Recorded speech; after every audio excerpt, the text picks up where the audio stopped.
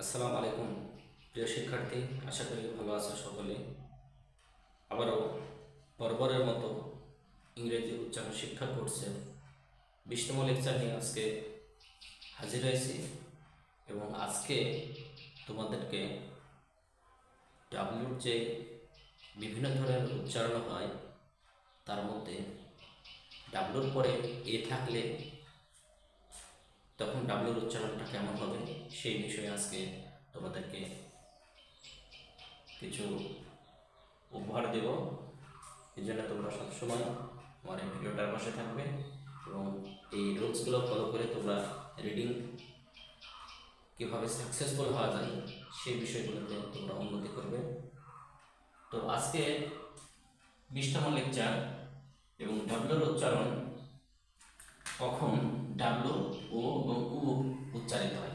W সবসময় ও এবং উ উচ্চারিত হয় এবং ডাব্লু এর পরে এ থাকলে ডাব্লু এ তখন ও এ উচ্চারিত হয়, কারণ ডাব্লু মানে ও এবং এ মানে হচ্ছে এই।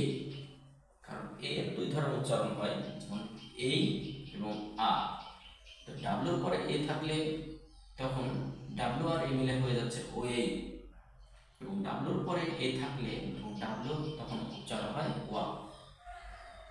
তাহলে ডাব্লুর এই দুই ধরনের উচ্চারণ হয়, যেমন কারণ ডাব্লুর পরে এ আছে এবং এই এর উচ্চারণ দুই ধরনের, যেমন এই এবং আ দুটোই উচ্চারিত হয়।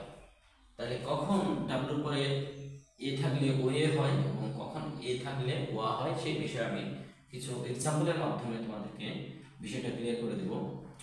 যেমন বলা হচ্ছে ডাব্লুর পর, যেমন ও এই, ও এই, ওয়েট, ওয়েট, ওয়েভ, ওয়েস্ট।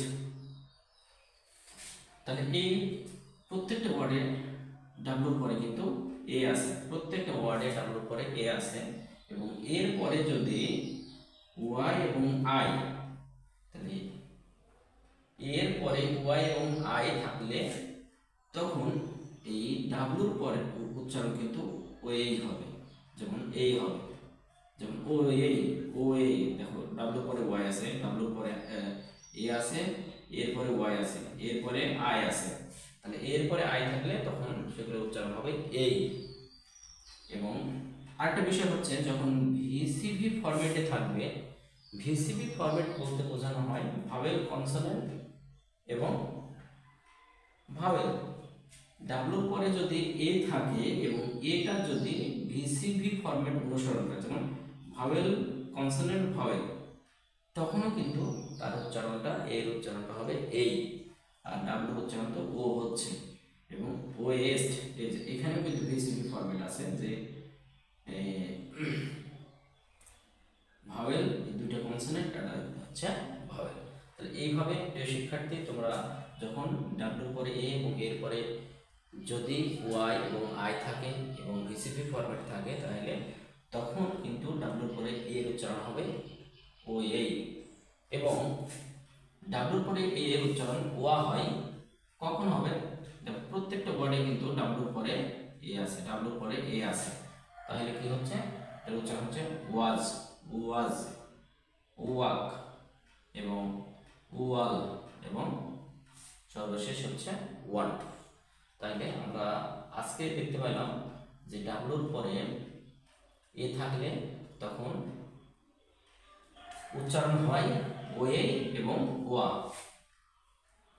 তো প্রিয় শিক্ষার্থী, পরবর্তীতে ডাব্লুর পর এ থাকলে, ডাব্লুর পরে আই থাকলে কীভাবে উচ্চারিত হয় এবং সেটা অবশ্য নেক্সট ভিডিওতে তোমাদেরকে উপহার দেব। ধন্যবাদ সকলকে।